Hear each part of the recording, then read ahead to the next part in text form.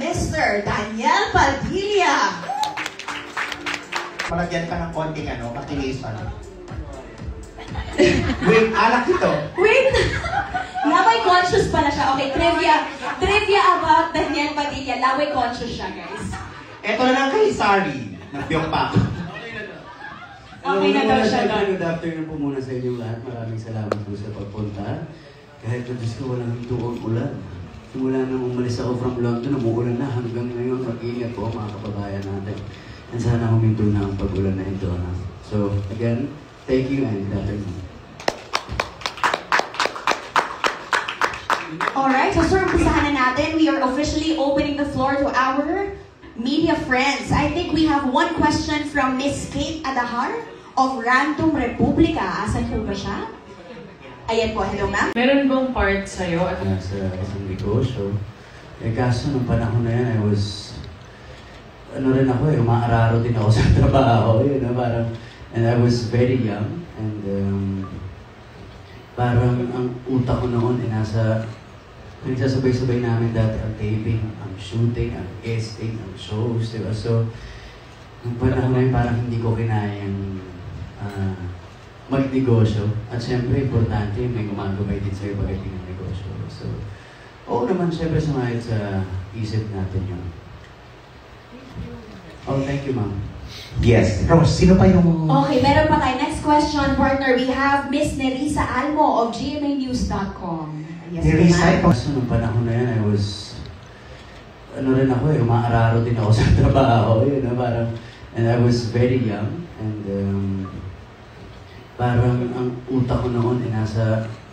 Nagsasabay-sabay namin dati ang taping, ang shooting, ang casting, ang shows, diba? So, nung panahon na yun, parang hindi ko kinayang magnegosyo. At syempre, importante, may gumagabay din sa'yo pagdating ng negosyo. So, oo naman, syempre, sumayad sa isip natin yun.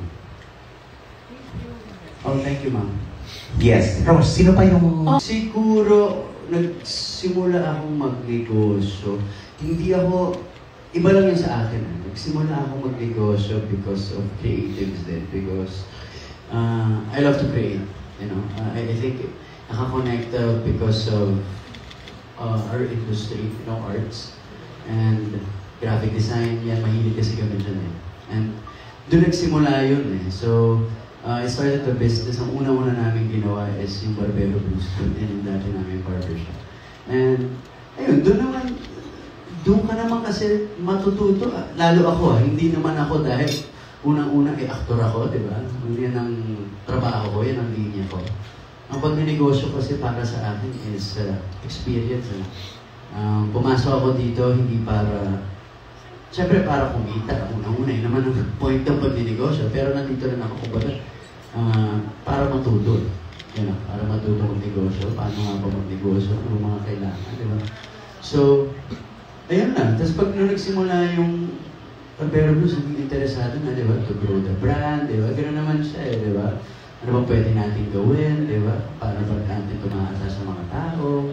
And, naging exciting lang. Naging exciting lang for me. And, eto, along the way, ang dami rin natin nakikilala mga tao na may mga pare-pareho ang ideas ninyo, di ba? Na ang sarap makipag-collaborate, makipag-partner. So, ayun, ngayon, tuloy-tuloy na lang dito. May follow-up lang. Speaking of collaborations, KPC, endorsement ambassador, do you see yourself na mag-venture na rin sa importation? Malaking bagay ito. I think, for now, hindi ako mag-venture. I think magiging customer nila ako. Magiging customer ako ng KPC dahil marami rin tayong mga produkto na nanggagaling sa iba't ibang bansa. So, sabi ko nga nung sinabi ko, oh my gosh, everything's falling into place. Everything will be easier for me. Also dahil maraming mga nagsisimula sa negosyo na nandito di ba? Kung paano nga papaparating itong mga items natin or whatever na gusto natin ibenta. And dahil dito sa akin, totoo yun na talagang mapapadali ang buhay ko ngayon. Salamat Panginoon. Nilalapit ako sa mga tamang talagang mga tao. Yun lang. Thank you, ma'am.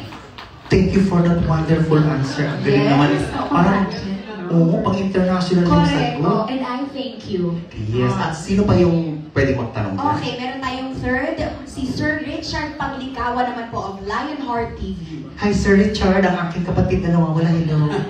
Richard, pasok. Hello, Daniel. Congratulations dito sa bagong endorsement. Thank you, sir. Thank you. Nalaman namin kanina kay Sir Kelvin na KPC have business owners not just with importation of products and delivery but also with knowledge.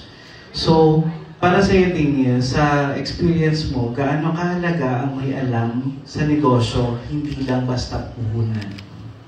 Again, kaya yung sinabi ko kanina, magandang magsimula ng negosyo. It's the best. You know, for me, the best is be your own boss. Diba? Diba? So, sa pagsimula ng negosyo, okay yun. Pero maiti yung, again, may gumagabay sa'yo. Dahil kung may puhunan ka lang, medyo mahirap, dahil sa panahon ngayon, hindi madaling kumita ng pera. At ayaw natin masayang yung puhunan natin. So, mas mabuti na meron tayong mentor o, yun nga, again, gumagabay sa atin pagdating sa negosyo. Thank you, Daniel. Thank you, sir.